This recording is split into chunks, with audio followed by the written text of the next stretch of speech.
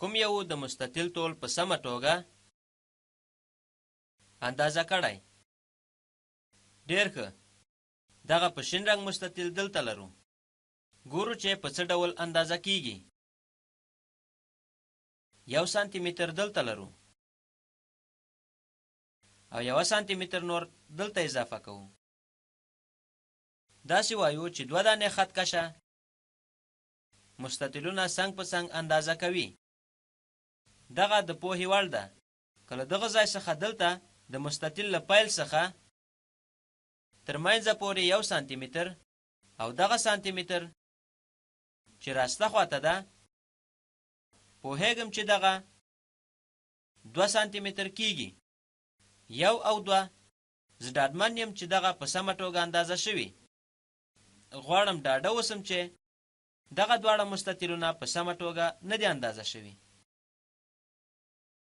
دغه یو دلته 1 سانتي متر لري او دا هم بل سانتي متر. دلته یو خانه خالی لري. باید دغه خانه خالی دلته نه وي. اندازه کړئ دغه خانه خالی څومره ده. پام مو ده چې دغه د مستطیل راسته خواته ختمیږي. دغه لاره د اندازه کولو لپاره ښه نه ده. نه یې اندازه کوئ. ستاسو خط کش لنډ ده. تاسو اړتیا لرئ تر څو دغه اندازه کړئ. چپه خواته یې پیلوو. پرته له کومې سکتګۍ مخکې ځو. پرته د خط کش له ایښودو څخه باید دلته ورسیږئ. دغه کار کوم. کوم یو د پنسل پاک اوږدوالی په سمه توګه اندازه کړی. دغه یو بیا لیک شانته حیرانونکی دی. زه هم نه پوهېږم څه ډول ده. مګر دغه خط کش ټول مستطیل یې نه ده نیولی.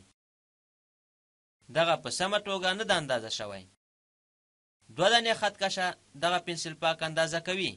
دغه خط کش لیک شانته روښانه ده. مګر دغه یو د دغه بل خط کش سره یو ځای ده.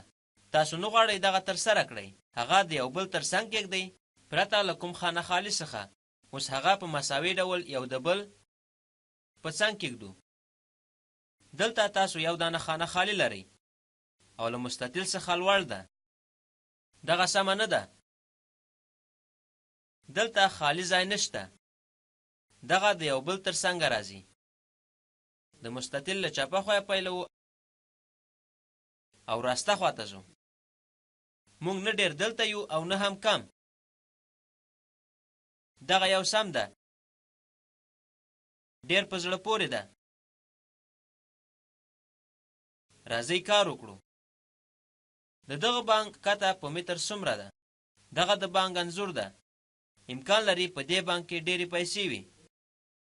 ډېرې سکې او همدا شان بیلونه شته دي. خط کش واخلئ او اندازه یې کړئ. دغه په متر کې دی او زه کولی شم دلته کلیک کړم او وروسته هغه دلته ږدم. دغه تېروتنه ده. زه نه غواړم ترسره یې کړم ځکه اندازهګیري له دغه برخې پیلوم. په سمه توګه د بانک لخوا په دې ډول یې ترسره کوو. د بانک طول څومره ده؟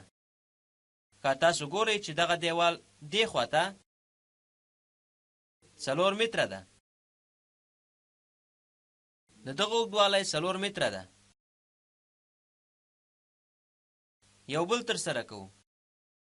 د ماریا د کور اوږدوالی په متر اندازه کړئ. یعنی خط کش په ناپوهۍ کې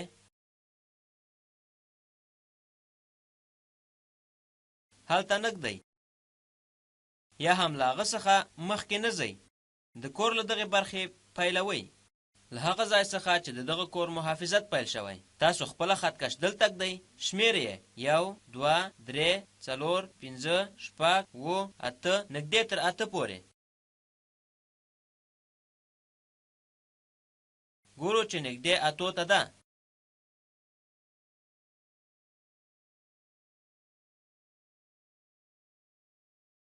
د دغه اوږدوالی نږدې تر 8 متر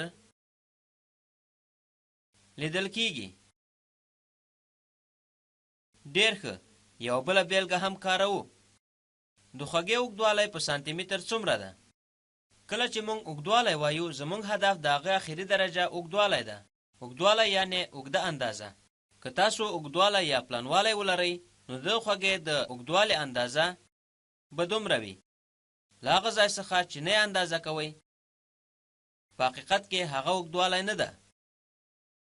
که تاسو ته څوک څه ونه وایي چې دغه اوږده غواړم اندازه یې کړم، خطکش نه لرې کوو، له پورته څخه تر ښکته یې اندازه کوو، دغه بیا ترسره کوو.